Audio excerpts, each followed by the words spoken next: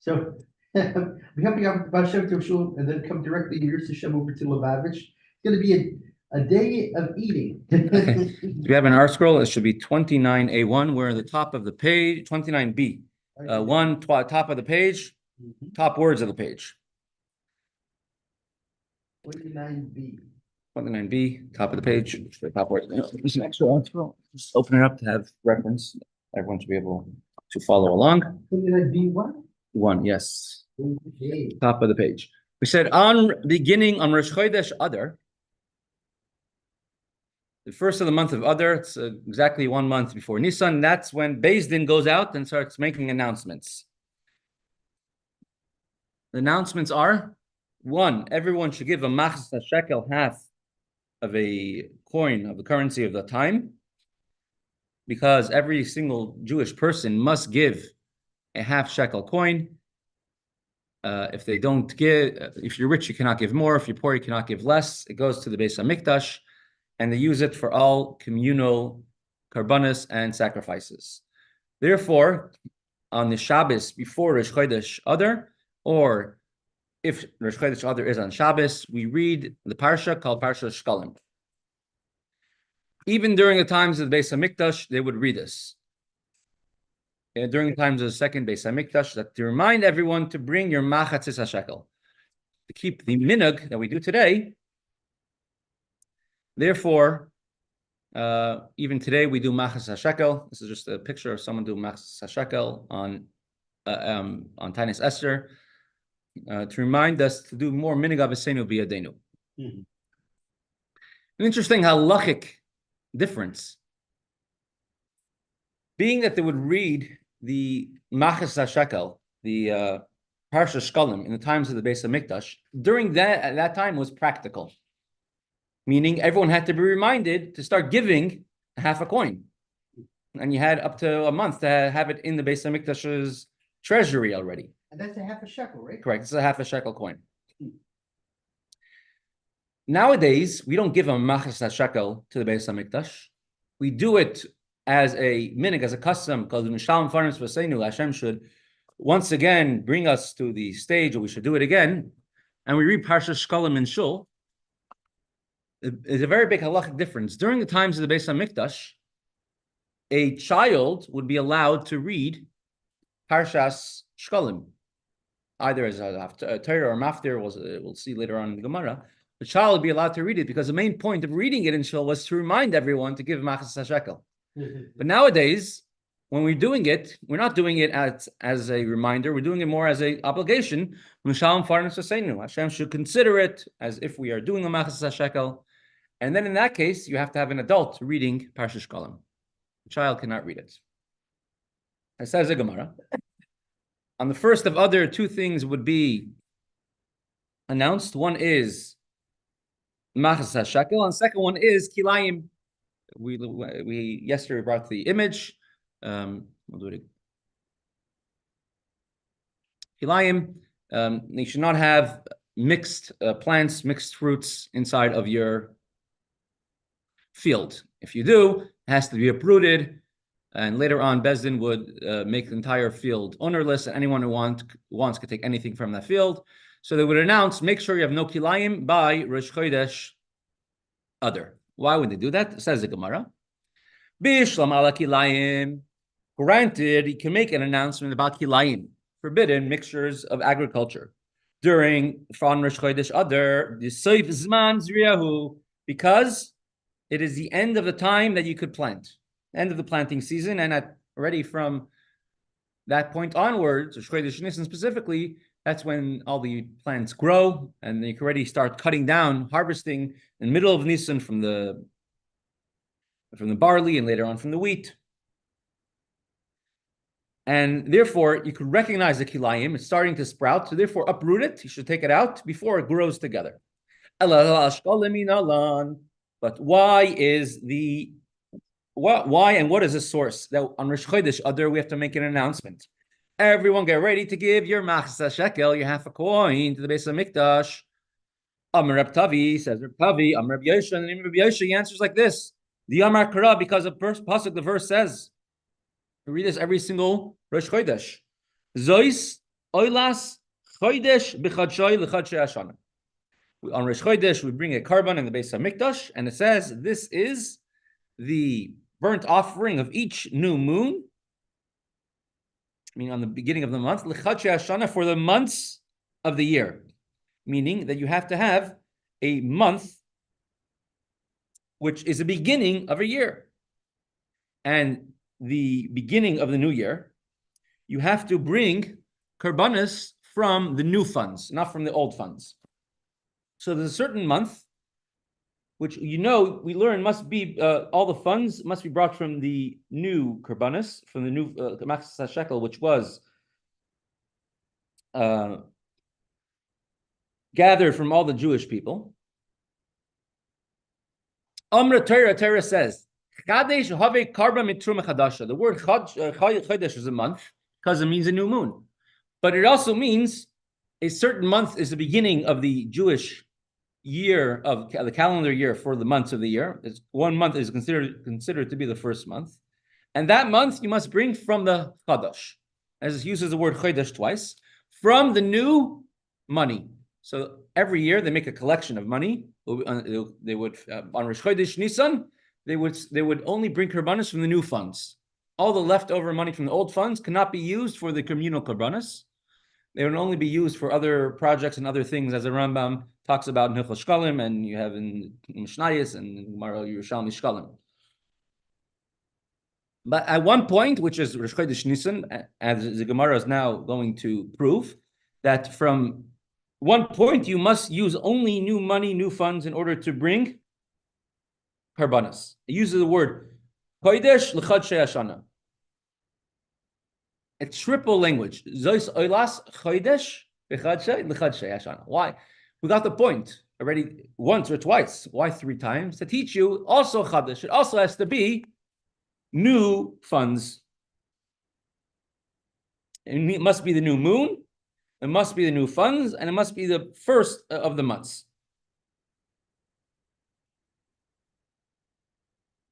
And the Gemara says, "V'kiven de b'Nisan, ba'i akruve," and since in the month of Nisan we need to bring all the new karbanos, the daily karbanos, the karbanos of Rosh Chodesh, karbanos of Yom Tov, all has to come from the communal funds of the new funds. Kanminan v'karinan be'echad b'yadar, and you have to collect it. All right, so you have to start making announcements. Everyone should know it's coming up the time to give the money to the Beis HaMikdash.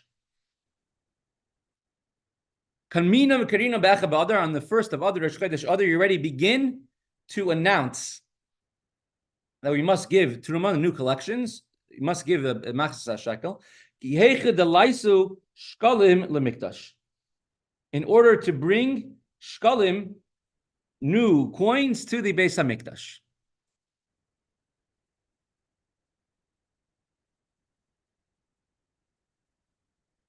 Look over here, Mesechta, that will come up on the screen. How do you know that Rosh Chodesh Adar is the first, Rosh Chodesh Nisan is the first of the new months? Says the Gemara, over here in Mesechta Rosh Hashanah, so it's not in front of us, rather it's on the screen. Tanan Rabban and Rab, our sages have taught in the Brisa. The Echa ben Nisan, Rosh Hashanah l'Chadashim, the first of Nisan is the beginning of a year for several different countings. One of them is Chadashim, years, for months, meaning it's the first month of the year. Ultrumas shkalim, and another thing is to collect shkalim for the new year. So Gemara asks later on, further down the page, how do you know that you have to have your shkalim in, your new shekels in, by Rosh Chodesh Nisan? Says the Gemara, just bring it up here on the screen. It's so interesting how before it's on Zoom, it works very fast, and now it's working very slowly. Amar Rabbi Yeshua says, same Gemara we have here, because it says word Chodesh b'chadshay lechadshay. You must bring from the new, in the new month of the new year, you have to bring from the new funds that were gathered. How do you know this is this month? The Gamri Shana Shana Minisan. We learn the word Shana Shana, says the word Shana year by Rosh Chodesh Nisan, because when Hashem gave the mitzvah of Rosh Chodesh, in Parshas HaChodesh, Hashem told Moshe Rabbeinu that the Rosh Chodesh Nisan, the new moon, is Rishon Lehu Lechem Lechatshei Hashana. This is the first month of the year. And so we have the word Shana. It says you should bring every month. Shana, every month of the year, you have to bring a karban, and which is the first month of the year, which is what Hashem calls Rishon, the first month. So in Mesechta Rosh Hashanah, we see that it's a mitzvah to bring from the new funds. And even more than that, I just X'd that out, but even more than that, it says that in Gemara over there, that if you don't have the money yet coming in, you should use from the old funds, but it's not considered that you're doing the mitzvah of doing it with Karbanos Hatzibur. You're missing part of the completeness of the mitzvah if you're using the old funds. Continues the Gemara. Kiman, who, in accordance to whose opinion is this Mishnah taught? Mike, good morning, Shalom Aleichem. The Loiker B'Shimon Gamliel.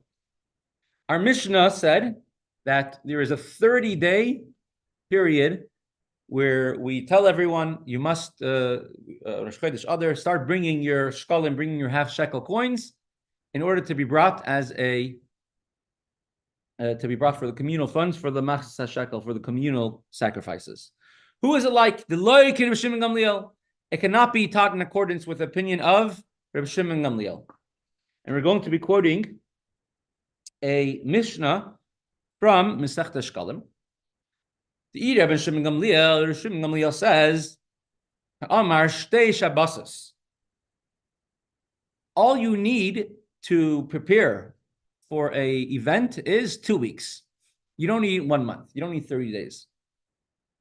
The Tanya, as we learned in a Brisa, Shoyalin, and it's going to be the siyum, the end of his entire Mesechta. We're going to have this Brisa end off with these exact words.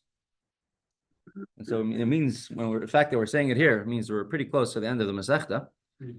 Shoyalin behilchas ha-Pesach kodim le-Pesach shloshim yom. 30 days before Pesach, you have to start learning the laws and inquire the laws of Pesach 30 days beforehand. That is the opinion of the Chachamim, of the sages. Rabbi Shimon Gamliel says, Shtei Shabbasos. One must only learn and inquire about the halachas of a topic only 2 weeks before, not 30 days, not a month before. Our Mishnah, which stated that on Rosh Chodesh Adar, you start announcing everyone should give a Machatzis Hashekel, in order that on Rosh Chodesh Nisan, you should be able to bring the new karbanos from the new funds that came in, is going according to the opinion of the Chachamim, the sages, who say you need 30 days, a month before. Not Rabbi Shimon Gamliel, who says you need 2 days before. 2 weeks before. Thank you. What is this? What is the reasoning behind? Why do the sages say that you need a month? Why does Rabbi Shimon Gamliel say you need only 2 weeks? So once again, I brought up the source here on the screen. Oh, Mr. Nedich, you should feel good. We're having full shalema very soon, and look forward to seeing you here again in person. And welcome. They each bring a source from Moshe Rabbeinu from the Torah. And Gemara Mesechta Megillah Daf.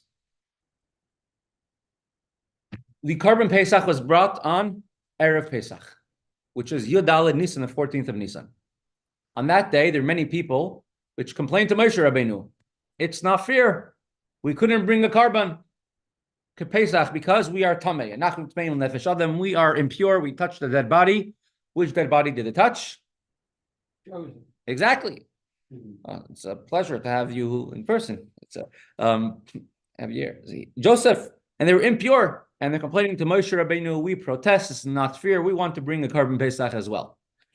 About that, every one of them touched his casket or beer or whatever you call it. Every person. No, just a certain contingent, probably from his sheva, his descendants. But those particular people were complaining. Right, so the majority of the Jewish people were not touching his casket, but his a part his contingent from his descendants were impure. And I'm assuming it wasn't just from him because they carried the remains of all 12 up.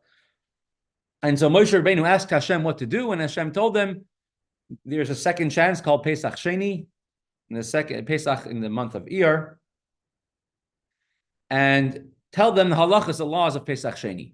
So on Erev Pesach, on that day, Moshe Rabbeinu already taught the laws of Pesach Sheni to all the Jews who were impure. So that's 30 days before. On Erev Pesach, the day they're bringing the Pesach Rishon, in the month of Nisan, Moshe Rabbeinu is telling those Jews who are tamei, who are impure, about the halachas, about the laws of Pesach Sheni. And he told them all the halachas have to be done, and which halachas in Torah, gives a list of about 4 or 5 different parts of it. So that's a source of the sages that one must learn about the halachas of a holiday, of a Yom Tiv, 30 days before the Yom Tiv comes up. Rabbi Shimon Gamliel says, I have a different source. Because you're talking about the second year the Jews were in the desert. I mean, the Jews left, meaning the first year they're in the desert, but the second Korban Pesach the Jews brought. Let me go back to the first Korban Pesach the Jews brought. On Rosh Chodesh Nisan, Hashem tells, in Parshas HaChodesh, Hashem tells Moshe Rabbeinu, here is a new moon. This is what you should have Rosh Chodesh on. Here are the laws of a Korban Pesach. You have to have a bris, and you have to, and you should eat it with matzahs and maror and all the halachas of Pesach. Now, the Korban Pesach is being brought on Yud 2 weeks later, Yud Daled Nisan. The Jews went out of Egypt the next morning, the next day, Tesvav Nisan. So on Rosh Chodesh Nisan, Rebbe Label and Shekayach for joining. Thank you very, very much. So on Rosh Chodesh Nisan, Moshe Rabbeinu, while they're still in Egypt, tells the Jewish people the halachas of a Korban Pesach, laws of a Korban Pesach. That's 2 weeks before. So that is Rabbi Shimon Gamliel's source. Why before Yom Tov, before holiday, you only need 2 weeks to inquire about the halachas. The Chachamim, the sages, they say that you need to have a month in advance because the next year, Moshe Rabbeinu taught the halachas, the laws of Pesach Sheni, already on Erev Pesach, on the day that they're bringing the Pesach Rishon. And that's their source why you need a month.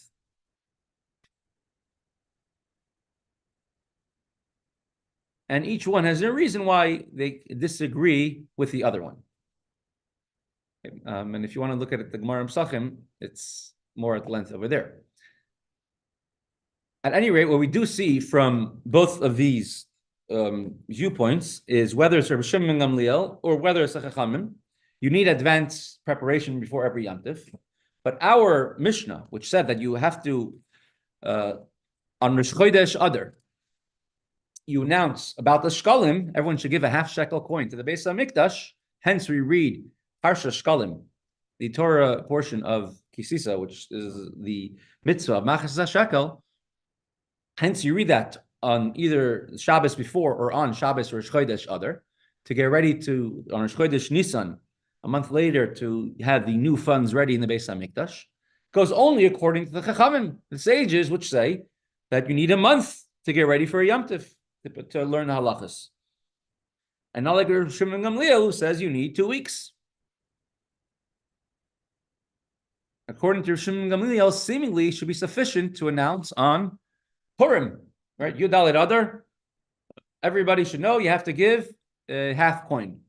Maybe Rabbi Shimon Gamliel thought that's not the best day to make an announcement. Everyone's busy already giving Matanas Lavyonim that day. You shouldn't announce. You also have to give Machatzis Hashekel. We do. What? No. We do it before. Shalach Manas. Or maybe everyone's already doing the mitzvah of Ad Lo Yada and they're going to forget the announcement. Perhaps. And it says, okay, do it. So says the Gemara, Afilu Tamer Rishim Gamliel. Our Mishnah, which says that you read Parsha Shkalim right before Rosh Chodesh Adar because you have to announce about the Shkalim already from Rosh Chodesh Adar, could even go according to Rishim Gamliel. He says you only need 2 weeks preparation. If so, why have a whole month of announcing of the Machatzis Hashekel with Parsha Shkalim? Says the Gemara, Ki even the Maamar. Since the master of our Mishnah, our teacher of our Mishnah said, B'chamisha asar bai, shulchanis yoshin b'medina, uve'esrim v'chamisha yoshin b'mikdash. You had, and I'll bring up a picture of this on the screen, just a drawing. This thing over here.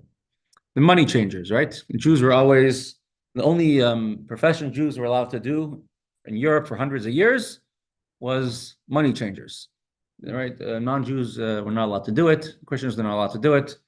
And that was the only profession Jews were allowed to do. And you couldn't do anything else but that for hundreds of years, which, you know, on the one hand, the Jews were persecuted for being poor. You were poor, it's a punishment because you persecuted, everything you did to their founder of their religion. Other hand, they're persecuted for having all the money because of Jews. Juicycle. Juicicle?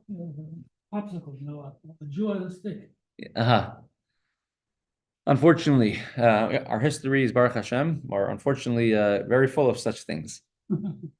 Right? So this is the money changers. Now, a Machatzis Hashekel is half a silver coin. You're talking about millions of them coming from the entire Jewish people.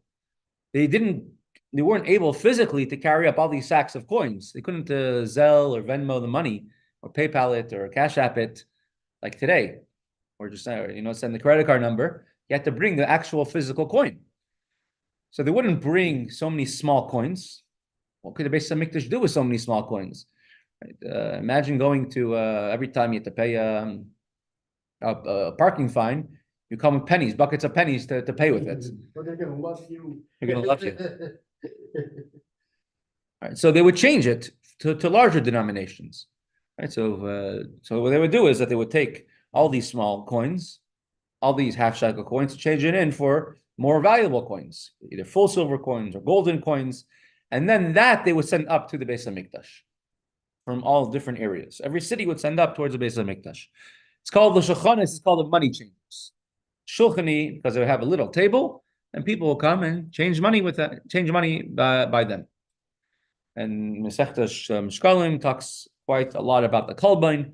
There was a money changer's fee that everyone had to donate when they gave a Machatzis Hashekel. They had to give a money changer's fee as well, because sort of like a place which charges you extra 3% if you pay with credit card, because they have to pay the credit card fee. Right, so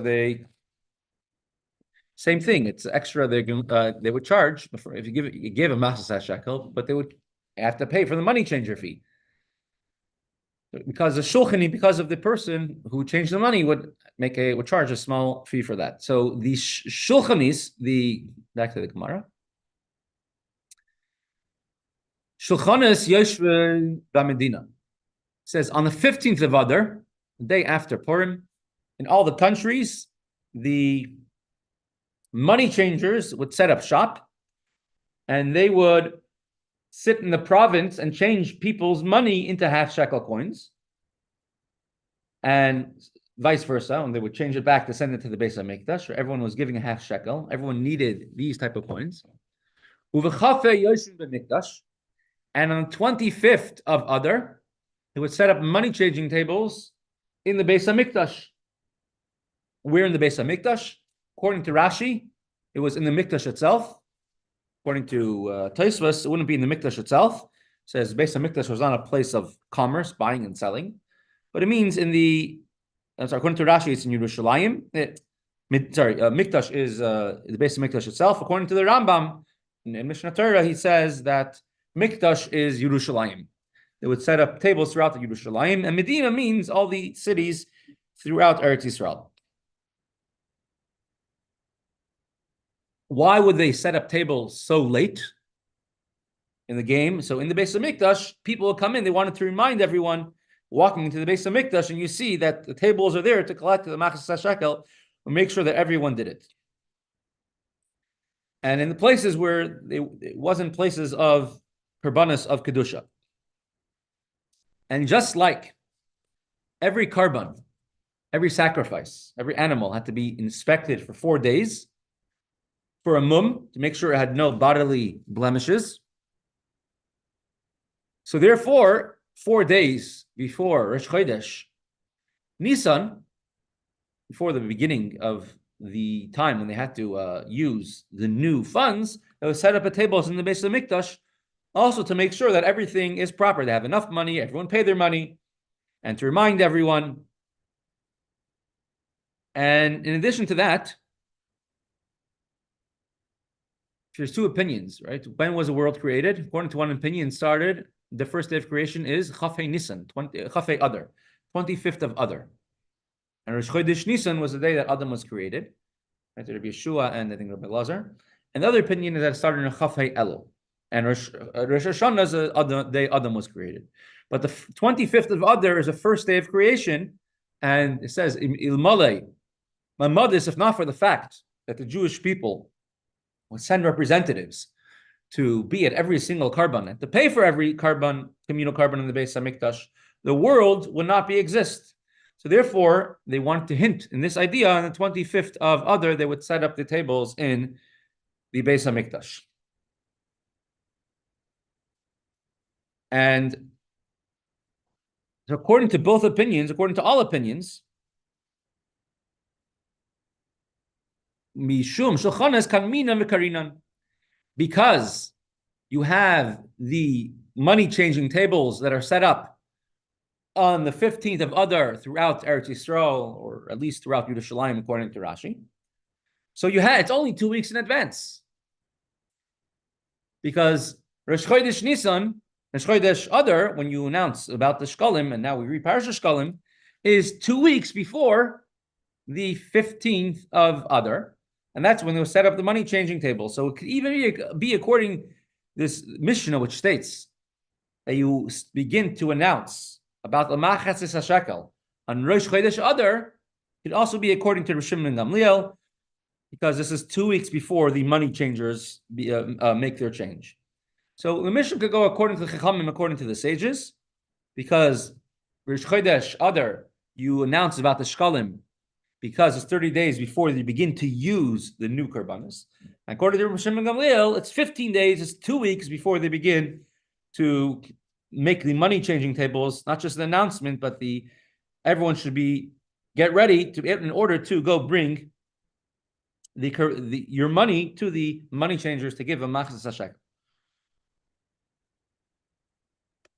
The Ritva adds another little twist over here, and he says that according to Chaim, according to the sages, 2 weeks is enough, because you're only doing this to get them ready, to encourage them. Remind yourself, announcing about the shekel, reminding them in order to go to the Beis HaMikdash. So even 2 weeks would technically be sufficient. And 15 days is sufficient.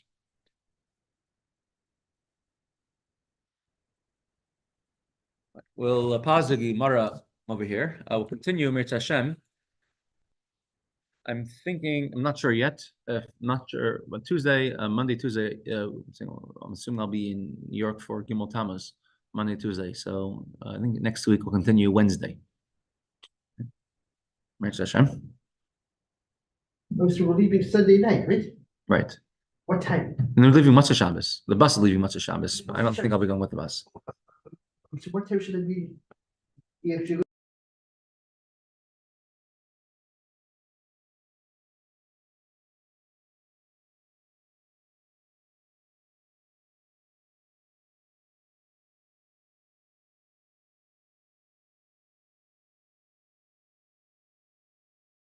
Person, there's a I already have one. you have one here. It's for everyone.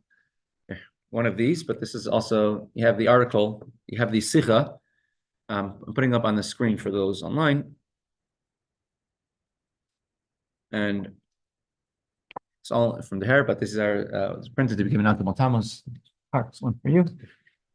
You know, being that it's probably our last time before Gimmel Tammuz, we're all together, and it's 30 years. 30 is strength. The strength we need is not to be in gullus any longer.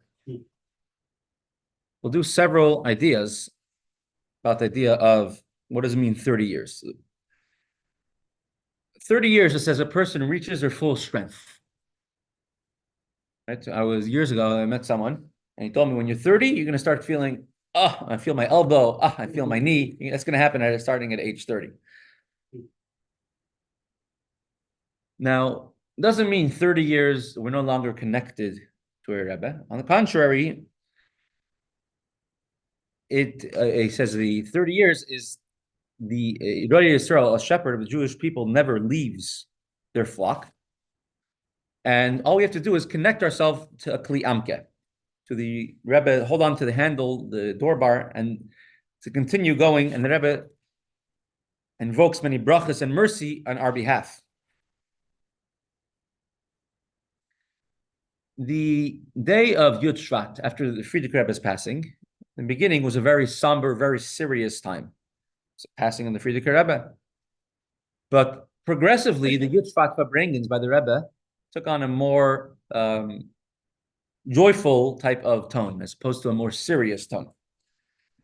The Rebbe would encourage his singing, a lot of energy, starting already from the year Tashon Chaf Gimmel, 1963. I'll be giving this out tonight with the ring over there. Definitely. And they started off in 1963. In 1963, the Yud Shvat Farbrengen started off with a very niggin called the Nikolai or niggin, very enjoyable niggin. And right after his Rebbe asked the question, today's the day of a yahrzeit. It's a passing of the Frierdiker Rebbe. Why are we excited? Why are we happy on this day? You would think that we're 13 years after the Stalkos, the passing of the Frierdiker Rebbe. You would think that as time goes by, memories become more distant. And it's for everyone, whether it's our own parents, whether it's experiences we went through, good experiences, not good experiences. As time goes on, it becomes less and less. And so after that freilich niggin, the Rebbe, after that exciting, after that joyous niggin, so then the Rebbe explained why it's not so. It's a little bit, it's by a tzaddik, by a nasi, by a leader, by a Rebbe, things work very differently. Yaakov Avinu lo mes. Says Yaakov never died. And Gemara asks, Yaakov never died? Says in the Torah that they eulogized him. Remember when we learned this? We learned this last year, beginning Mesechta Tainis. How can you contradict the Torah? Right. The Torah and the Torah says he was embalmed, eulogized, buried in Maras and Machpelah. I've never heard of Yaakov Avinu going and having dinner with his kids since then. So the Torah describes in detail Yaakov's passing, his funeral. And so Rabbi Yitzchak answers, and he quotes a pasuk, and he says, "Ma'azar b'chaim, aflu b'chaim." If his descendants are alive, so too he is alive as well. Now, Rabbi Yitzchak, this is not a Gemara which is necessarily discussing Veyadaata. He wasn't giving a homiletical explanation. Rabbi Nachman said, "This, what you're saying that Yaakov never died, it's contradicting the Torah facts." Rabbi Yitzchak didn't try giving a different explanation. Rabbi Yitzchak said that since his descendants are alive, he never passed away. Now, how does this make sense? Could he change the past? Could Yaakov Avinu's descendants, many, many years later, how could they change his lifetime, which took place before them? Can't compare the lifetime of his descendants centuries later to his 147 years that he lived. So Rabbi Yitzchak is saying that it's possible. Answer is yes. True, time marches on, and time is, you have a previous, you have earlier, you have later. However, Jewish people are not limited by time. We're not boxed in by this limitation called time. And although in the typical way, from a ground level, looks that what we look at a person alive is a neshama in a body, in a physical body, very unique people, special people, it works different. The definition of life is different. Says, for example, Mashiach comes, so Avtchias HaMesim. all the dead will come back to life. Nowadays, you can work, and your work has no connection to the outcome of what you're doing the job for. Person could cut someone's grass and get paid for it. What's the connection of cutting grass and money? None. We do that because you need money in order to live. But by Torah and mitzvah is different. You do a mitzvah, and the mitzvah is godly light. A mitzvah is a light of Hashem, and you're revealing that light. And the example says the reward for tzedakah is becoming wealthy. You give away money you worked hard for, and Hashem gives you back the same thing many times fold. Serving Hashem, the reward is the dead will come back to life. When a person is involved in chasing after their own pleasure, their own desires, their own needs, so eventually physical things, everything has an expiration date. Right? Every physical thing has an expiration date. Might be a day, might be a month. If it's a bridges in Pittsburgh, it might be a few weeks. But eventually everything comes to an end, because everything in this world comes to an end at some point. Torah is different. Torah has no end. And Torah is truth. A mikvah, which is a river, which dries up every once in a while, is not a kosher mikvah. And therefore, that's why many rivers today will not be a kosher mikvah, because they have dams. It means, and it can be stopped at any time. Right? But the natural rivers will be a kosher mikvah. So we have actually, our mikvahs connected up to the rivers of Pittsburgh, right? No. Our mikvahs have rainwater connected to a rainwater bar, right? But going to the mikvah, or someone who has to go to mikvah in the rivers would be questionable at best. Someone has to very questionable at best if it's a kosher mikvah, because we have a lot of dams upstream, many different places. So it's all coming Maim Shuvin to begin with. It's all water that was stopped and released at one point. It's not naturally flowing water. In order to be a mikvah kosher, it has to be something that doesn't dry up every 7 years. If something has an end, then it's, according to the definition of the Torah, it's not truly alive. So for a Jew to be alive, a person might die temporarily, but they'll come back by Tchias HaMesim, by the resurrection of the dead, so that we're really a Jew's life is actually eternal. When a Jew does a mitzvah, give tzedakah, that mitzvah lasts forever. And that money was physical, and now the money became alive. As it says in Tanya chapter 25, the unification between the neshama and Hashem is l'olam vad, it's forever. Every single object in the world has life, which is from Hashem, which is constantly recreating it. If you do a mitzvah, you now took that object, which before was just a physical object, and now you made it something holy. So therefore, you are able to change the past. What is life according to the Torah? You have a body and you have a soul. You have stuff, you own things, you have things that you own, house that you live in, but you have your things that you wear, you have your health, that you have your own body, you have a house, you have things outside of you, you have objects that you own.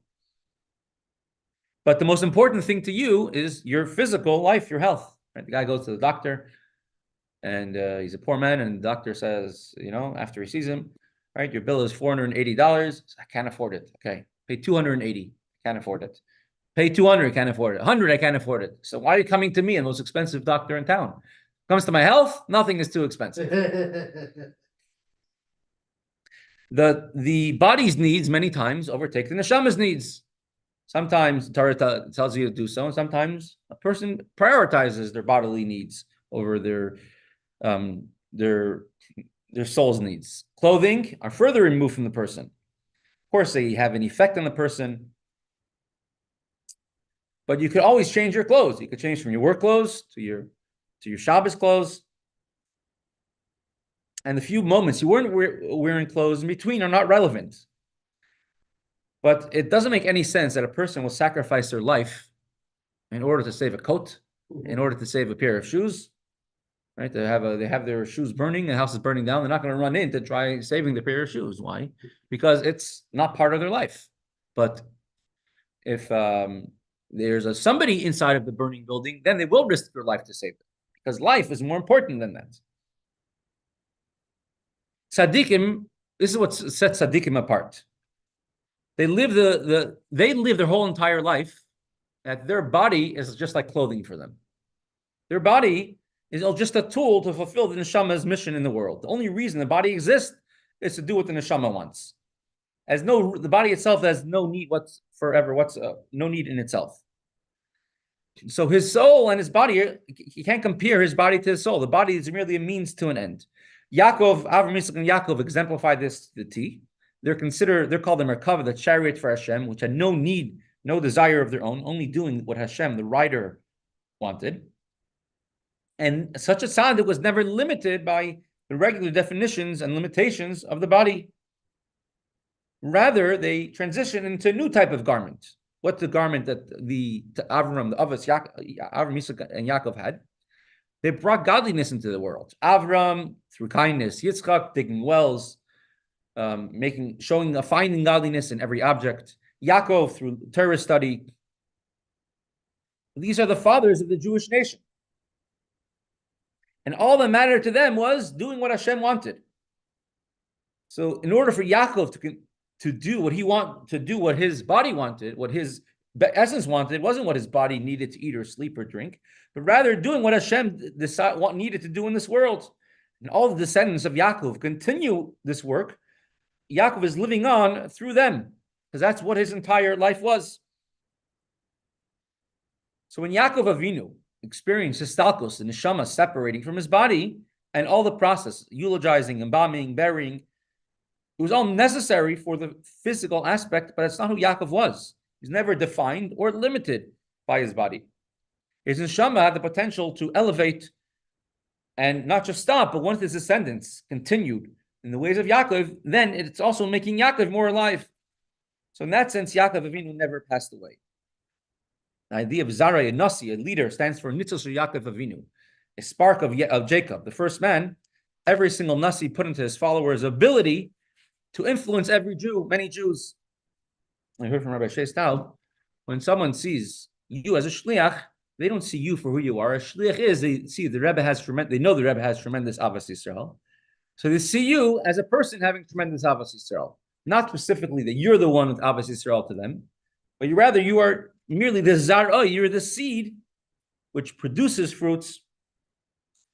And so it follows that the further progression you have from the stalkos of a tzaddik, when the tzaddik was physically not able to be seen, the impact could become greater and greater. But ultimately, a soldier follows orders, and it's up to us, the Zarai, and bring out the mission of Yaakov Avinu to show, in order that Yaakov Avinu shouldn't die, it's mainly up to us in order to make sure that he's more alive than he was before. With that, we will pause. Thank you, Rabbi.